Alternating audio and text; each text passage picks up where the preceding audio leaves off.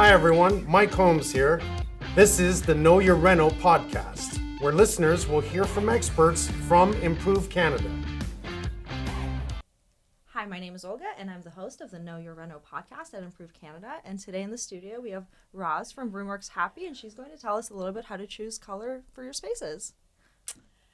Hi, I started with a company called Recycled Spaces many moons ago. Let's not talk about years. And we were one of the first staging companies in Canada. And actually, probably North America. Everybody told us we were crazy. Nobody would pay for us to come in and stage their homes. But we did, and we were quite successful. But the interesting thing was, once we set people's homes up, then they had a million other questions, like what should we buy? What should our couch look like? What color should we put on the wall? And of course, color has always been something that I've loved. And so I was more than happy to talk about color. And then someone handed me this great big Benjamin Moore kit of paint colors, and I just went, whoa, I had no idea there were so many colors that one could choose from. And I suddenly felt sorry for the average homeowner, because I thought, how do you choose from all these colors? How do you figure out what you want? And so my life sort of just blossomed from that. And I started doing home renovations. And for 1 nanosecond, I was going to go back to school and study interior design, until I really discovered it was a lot about code and stuff like that. And I didn't want to do that. So I stayed more on the decorator side, I guess you'd say. And I spent a lot of time traveling and studying color in different countries and understanding how light affected color. So now I have the most important question for you. Okay. How do we choose color? Well, it depends where you're starting from. If you've got a brand new room, if you're building a new house, your choices are, huge. But if you've just moved into an apartment, or you've bought a condominium or an existing house, and you already have floors and different finishes, you have to be really careful what you're going to choose, because you have to decide what those finishes, or those what we call hard fixtures, are, and what are those colors, because so often we ignore them. And then we paint the walls and everything, and we go, this does not feel right. And all those hard fixtures, your floors and your brick on your fireplace or your countertops, are going, hi, we're still here. Like, why did you ignore us? And so you also have to consider whether you want color on your walls, or do you want to have your walls fairly neutral and bring color in through your furnishings and your art and that sort of thing. That doesn't mean you can't be like Monet, who had bright yellow walls in his dining room and had, beautiful paintings and color everywhere. You can. It's just that a lot of people find too much color is a little chaotic on their senses, and it's hard to sort of calm down after a busy day if you've got a lot of color going on. But some people walk into that colorful atmosphere and just feel at home, and they're happy. So you also have to spend a lot of time thinking about who you are and what you need, because color delivers your needs if you use it well. So if it is a new build, we don't have any furniture in there. Right. When do you pick the color? Would that go after you pick your finishes, or would that go before or during? Oh, contractors would love you to give them all the colors before they've even framed the property, right? But I always tell them, no, we have to pick the colors of your floors first. And we have to look at the most expensive things first, pick those, pick out paint chips that represent those expensive things that are going to be in the house. And then we move to the walls and the trim and picking those colors. But we also have to consider what furniture is going in. And if you already have your furniture, that's got to be part of the equation as to what the ultimate color is going to be on your wall. Because if you paint this house in a beautiful, say, taupe, and you want a certain green couch to pick up the color, that will sort of speak well with the red that's in the taupe, you may not be able to find that green couch, right? Because everything is dictated by trends. And for instance, when the gray trend came in, if you wanted a gray couch, you were going to pay a lot of money for that gray couch, because there just wasn't gray anywhere. Now you get gray fabric everywhere, right? And it's actually quite cheap because gray is out and verboten. And I'm so glad we're leaving the gray interiors behind. Well, I do color forecasting, and we left gray like almost a decade ago. We're in the next trend, which is black and white, which is almost over again. Like, we've been in that for a good 6 to 7 years, believe it or not. And yet there's some people who are still saying, well, I like gray and I want gray, and they're still putting gray floors in their house, but they're going to feel badly in a couple of years because they will be so engrossed in what they're surrounded with in magazines and TV and everything that gray will just look like the early 2000s, which is what it was. And if someone has no idea what they want. Right. Well, I'll tell you, the last thing you should do is go into a paint store and look at those paint chip booths and go, oh, because all you're going to get is overwhelmed because there are so many colors. What I like to do is, and I know this is getting harder and harder, but I like to go and buy a whole bunch of design magazines and give them to my clients. And I tell them, here's your homework. Go through the design magazines and just, if something catches your eye, rip the page out and put it to the side. And when you've gone through 5 or 6 magazines, if you go back and you start looking at those pictures, you're suddenly going to see, oh, I like green.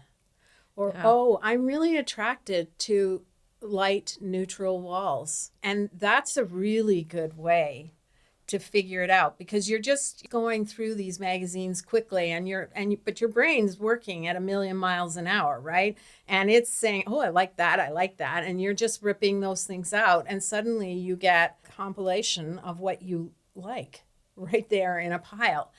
You may have a piece of art that you really like, or you have a sofa that you just love. It's comfortable, you love the fabric, and there's a little bit of color in it that you'd like to pick up and put on a wall. You can use lots of different things for inspiration.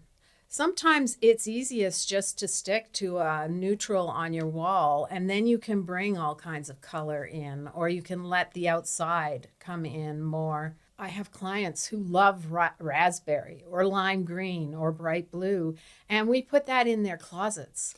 And I always say, hey, you're having a bad day, but your favorite color is in your closet. You open the door, you go, oh, I feel better now. I've seen my favorite color. Close the door and get on with the day.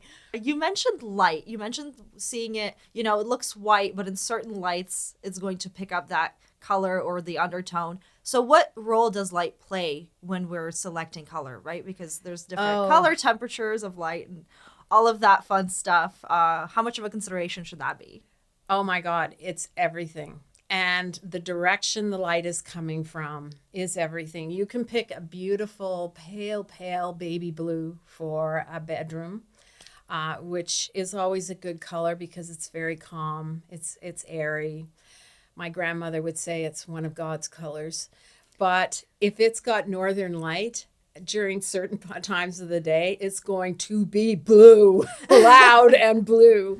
And so you really have to test your colors. And you cannot go to the paint store and get a little chip and throw it on the wall and expect that that's going to tell you what you want. You have to pick the colors that you want, get the small containers, and Benjamin Moore has just introduced I think they're about half-pint sample jars that you can buy now. And I go to the dollar store, I get Bristol board, I cut them in half, I buy their cheap sponge brushes, and I paint the sample on the board, on the Bristol board. And then you can move that Bristol board around the room. Never paint your sample on the wall, because whatever is on the wall, even if it looks white, whatever undertones are in that paint that you just painted over is going to influence your color, along with the light and everything else. So do a separate large paint chip. And it should be at least half a Bristol board, which is like at least 12 by 24, right? Something like that. Yeah, I feel like what you're saying now makes so much sense, but the process, at least for me, and I know for a lot of people out there, we grab a paint chip, we like that color, we just throw it on our wall, and we're like, why does that look different? Hey, I did that in my 20s with pink. I thought, oh, my office, I'm going to paint it this delicate pink. I picked this beautiful pink chip, and when I was finished, I looked around and I went, oh, damn. It looked like I barfed Pepto-Bismol all over the wall, because red is such a powerful color, and it just screamed pink, and I couldn't even go in the room. So then I had to go back to the paint store and get an even paler pink that I couldn't even see at certain points that it was pink, and it was fine. But you have to test your colors. It's the only way you're going to succeed. But I know a lot of people who say, yeah, well, I thought it was the right color. I put it on the wall, but I just can't bear to change it. But they hate it and they're unhappy. And your most expensive asset is making you unhappy. How is that healthy? After a long day at work, you come home and you go, oh, yeah, okay. Oh, well, I screwed up. Who needs to be reminded that they screwed up every single day? Right? Have you seen the post-COVID divorce rates? I'm Mike Holmes. I've been trying to educate people on how to build it right, how to prioritize your renovations, and how to pick products and materials that will last. We love speaking to the Improve experts about how they are supporting the skilled trades. This is important to us, and it takes a whole community to stand behind the effort. Visit improvecanada.com to start your home improvement project the right way. Subscribe to the Know Your Reno podcast to learn more about how to renovate it right. And if you do see me at Improve Canada, please come by and say hi. Hope you enjoy the podcast and keep making it right. You said that baby blue for a bedroom was very, very calming, right? As Yeah. long as it's the right baby blue and it doesn't Right. look angry blue. What about... From Northern Light. Yeah. Yeah. What about other rooms and other colors? Should we be gravitating towards certain colors in certain rooms? For instance, children's rooms can always be brighter and more interesting. Feature walls, for instance. But I try to, if you're going to do a bright yellow or a bright red wall in a child's room, I tend to put it behind the headboard and do a feature wall of that color, so that when they're going to sleep, maybe the colors are lighter and calmer for them. For dining rooms, the Victorians loved red because red stimulates hunger and people tend to eat more and enjoy their food. There are lots of famous people who also thought yellow was the right color for a dining room. So let's talk about yellow, because a lot of people call it the happy color, but we also have to realize that certain tones of yellow, certain hues of yellow are dangerous because they're very stimulating. In nature, yellow tells us to caution ourselves. Most poisonous things have yellow on them in nature. Wasps, snakes, most poisonous snakes, poisonous spiders, they have yellow. There was a dentist who asked me to come into their office because they said, we just have a problem with our clients in our office. And I go in and it's screaming yellow. And I said, well, they walk in here and you're just like a great big caution sign for these poor people. So we took the yellow down, like we added a ton of white to the yellow that he loved. And it was a whole different experience. Now people thought that the office was a happy color. It was a happy yellow. Do you have any favorite resources on color psychology if someone is, trying to really pick the right colors for their room, whether it's an office or a bedroom? So color psychology, people who are really good at it have spent years studying it. The other interesting thing is that a lot of past studies have been proven to not have strict enough criteria. So the end results are not really accurate. So for instance, there was this big study that said that pink calmed down convicts. And so people went around in the United States and they started painting jail cells and holding cells pink because it was supposed to keep people calm. It's the wrong shade of pink. It was, well, one, it was the wrong shade of pink. They never decided what that actual shade should be. And red, again, is a very powerful color. And secondly, you couldn't control the light. Yeah. Everybody used different kinds of lights. And so the study was really not conclusive. And now you have a bunch of pink holding cells that really aren't very effective. And also the effect didn't last very long. That once they got used to the color, they were right back to their raucous selves, right? Yeah. I think it may just have been shocking for a bunch of guys to be stuck in a pink room. Right? I don't know. But it has since been decided that it's not true. Yeah. It was that there were too many factors that weren't considered. And that's the problem in the past with a lot of studies that were done with color. There were too many factors that weren't well controlled, like what was the time of day? What was the lighting that was used? Was everything the same every time they did the tests? What were the exact colors on the wall? There were lots of things that weren't strictly controlled. Yeah. That makes it difficult. So, I mean, there are things we do know that are true, but color psychology involves physiology, our physical responses, cultural. In China, death is represented by white. It has a very sobering effect. I know in university, as a joke, we decorated our dorm with toilet paper. We thought it was hilarious until the Chinese girl on our floor opened the door and freaked out totally because everything was white toilet paper. And for her, that was death. and where for us, black is a representative of death. And then there's also that which is in our DNA, which I mentioned about yellow. We know that if we see something that's got yellow, like a tiger or a snake, we need to get out of the way. Yeah. It's not a good thing for us to be around. It's dangerous. And that's in our DNA. That we know. We know that certain greens remind us of the savannah where we all supposedly came from, and we have an affinity to that. It makes us feel calm. It makes us feel safe. We know there's food there. We know that we have that. So that's ingrained in us. And then there's the things that we've learned. Red is a stop, halt. Yellow tape is caution. When you work with clients, what are your favorite tips to make sure that they don't choose the right shade or the wrong shade of yellow? Well, yellow specifically. Well, no, just any colors. Any color. What are I tips? always want to go into somebody's closet and see what colors they like to wear. Okay. I have stood with clients in their bathrooms, and they've said, I hate this room. I look in the mirror and I look so crappy every day. And I think I look at the backdrop on the wall, and I look at them and I say, would you wear that color? Oh, no, that color's terrible on me. Well, why is it in your bathroom, right?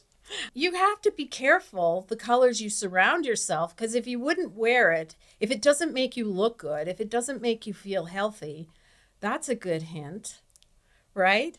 Some people want cool colors. I have 5 children, and some love blue and some love green. I can't live in blue. Blue is not a good color for me.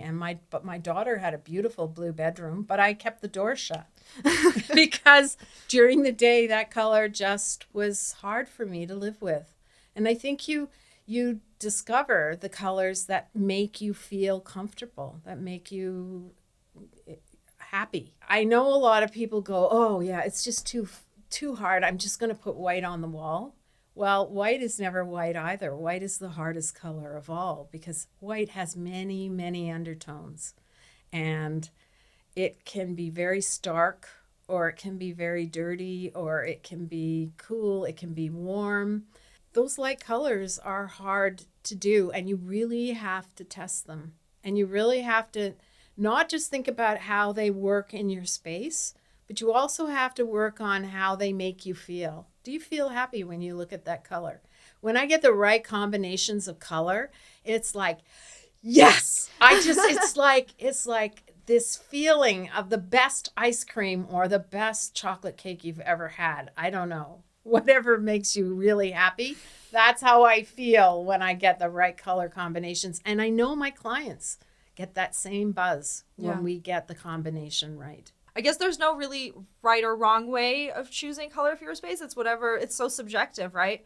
But are you seeing people gravitate towards certain colors? Are there trends that we're seeing emerge that you think are here to stay? Well, I think white and off-white is always going to be around. I think you have to decide whether it's your forever home or whether this is what you're going to sell. And unfortunately, a lot of people decorate their houses because, well, I'm going to sell this house, which I think is unfortunate because it doesn't cost a lot of money to paint your house into a neutral environment so that the buyer can enjoy it. But I think you can find a lot of pale neutrals that will make you happy. You don't necessarily have to decorate your house for the next buyer. As I said, I think that's unfortunate. And I think that's also changing. I think the pandemic made us realize how important our home is. And I think more people are putting color in their homes.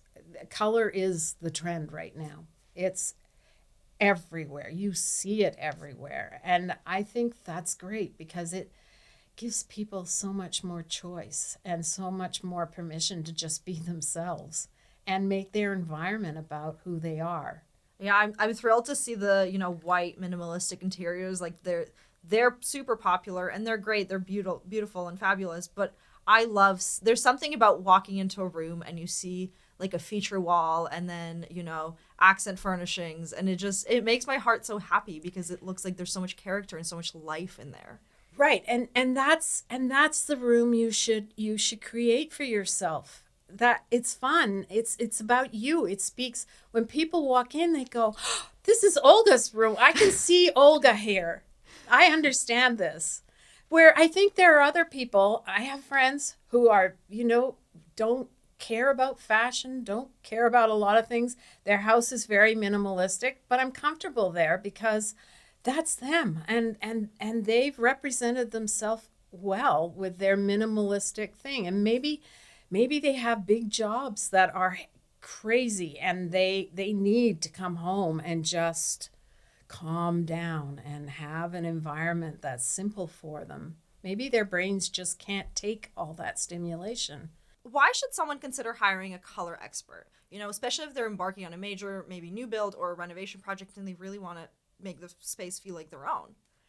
If they're doing a new build, they need a color expert because everything has a color that goes into your house, your stone, your roof, your shingles, your eaves trough. Everything has a color. And when you're suddenly talking to your contractor and he's going, what color do you want the shingles? What color do you want the siding? What color do you want the stone? And it's like, do you really want to trust that to a guy who hammers nails or, coordinates?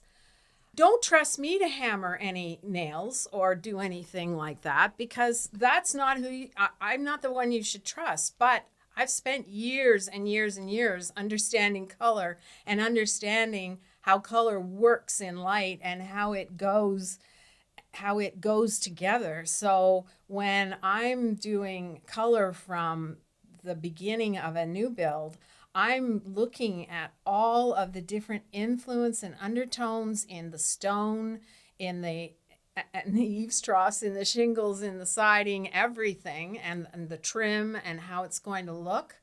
And then when we get into the house, I'm thinking about floors, I'm thinking about tiles, I'm thinking about countertops, the colors of the kitchen cabinets. I had one new build I did. They moved in the kitchen cabinets and the client just lost it because the cabinets were the wrong color. Well, fortunately, we'd spent a lot of time and we had picked the right color, and they had to take the cabinets out and put the right color on the cabinets. It was just the wrong white that they picked, and then the cabinets came back and everything was great. You know, an inexperienced person may not understand when those cabinets come in and they're the wrong color. Their kitchen looks terrible and they don't know why. They just think, oh, I feel so disappointed. It just isn't as what I thought it would be.